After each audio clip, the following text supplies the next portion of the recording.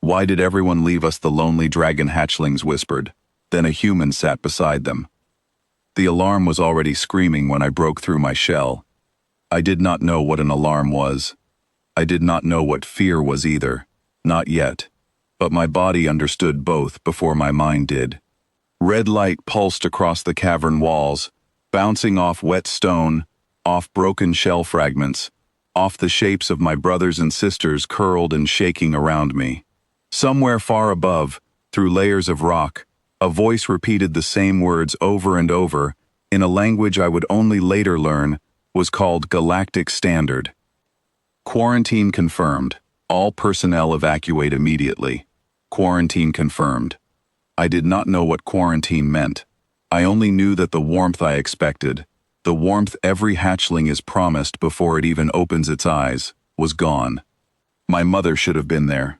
She was not. My father should have been guarding the tunnel mouth. He was not. There was only the red light, the alarm, and 8 other hatchlings pressing close to me, because closeness was the only comfort any of us understood.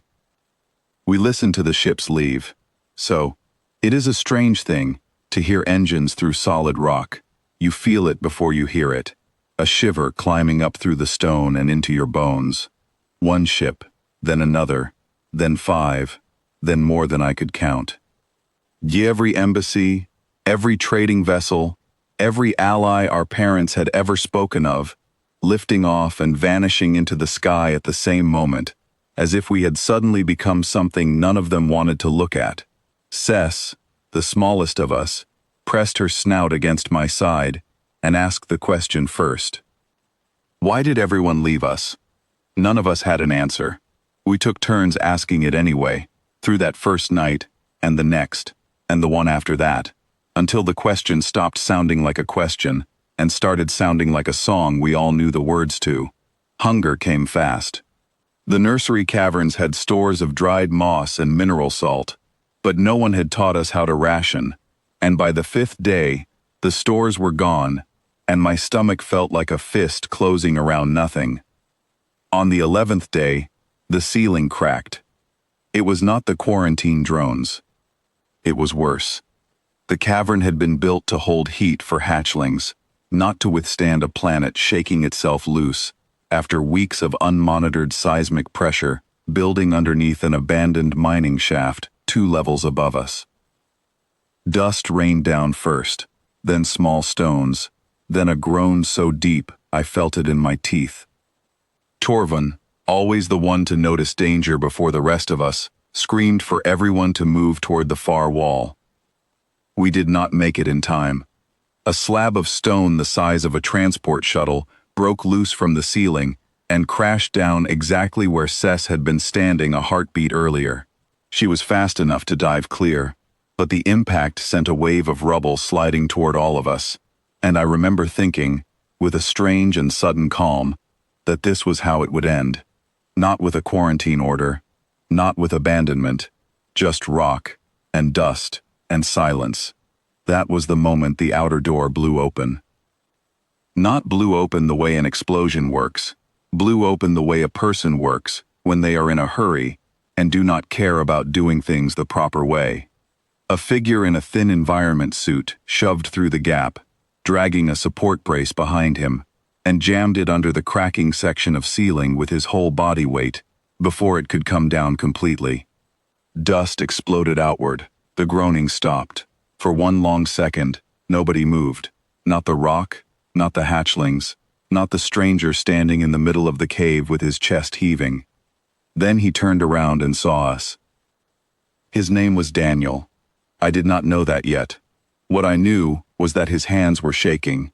His suit was cracked at one shoulder from a fall he must have taken getting to us, and his eyes were the only warm thing in that entire freezing cavern. "Well?" he said, his voice rough with dust. That could have gone worse. None of us answered him. We did not trust our own legs to hold us upright, let alone trust a stranger who had appeared out of the collapsing dark. He crouched slowly, the way you would around something wild and frightened, and set down a case that clicked open to reveal ration packs, a portable heater, and a medical scanner already blinking soft green light across each of our shapes. He did not ask us to trust him. He simply stayed. For the first 2 days he barely spoke at all, just worked. When he rebraced the ceiling properly, cleared the rubble field by hand because his equipment could not fit through the narrow tunnel, and split his own rations into portions so small, I later learned he had been surviving on almost nothing to make sure we had enough. Cess was the first to approach him, dragging herself across the cave floor to sniff at the ration pack he had set beside her. He did not reach for her. He let her decide. That is when I understood something none of the departing ships had ever shown us. Safety is not a promise spoken from far away. It is a person choosing to stay close when leaving would be so much easier. On the 6th day after his arrival, a voice crackled through his wrist unit, sharp and impatient, ordering him to abandon the site and return to a rendezvous point before the quarantine perimeter tightened.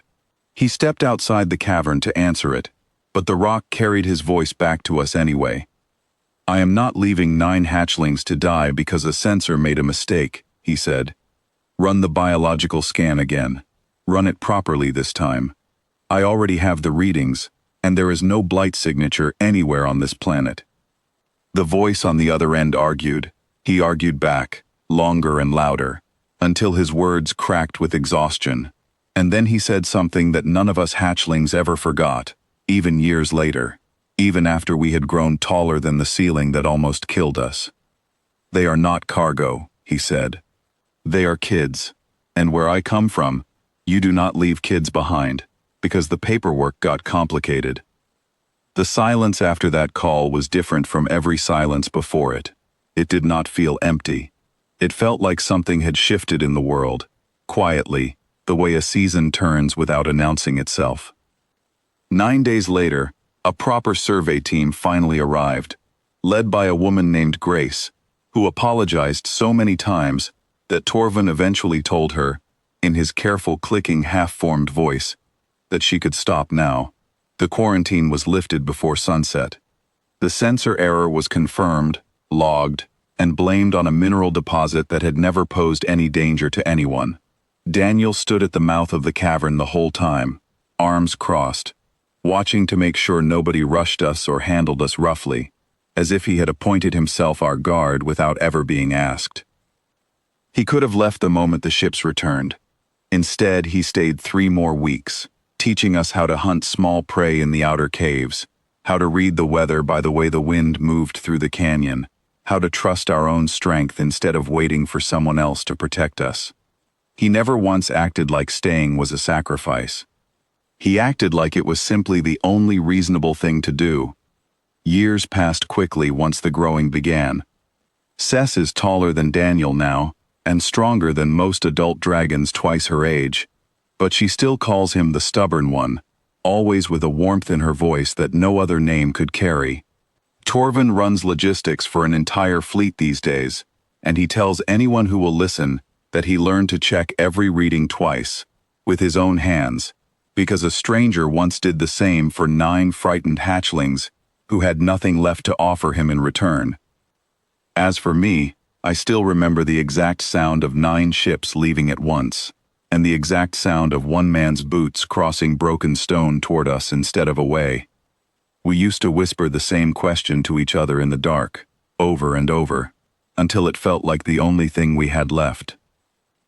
Why did everyone leave us? I know the answer now, and it is not a complicated one.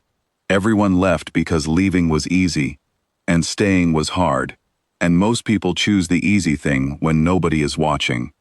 But not everyone.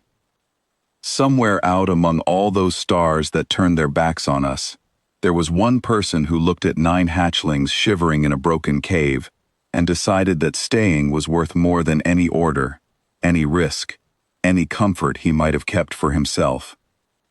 He sat down beside us when no one else would, and that, more than the collapsing ceiling, more than the hunger, more than the long silence of abandoned skies, is the part of this story I will never stop telling.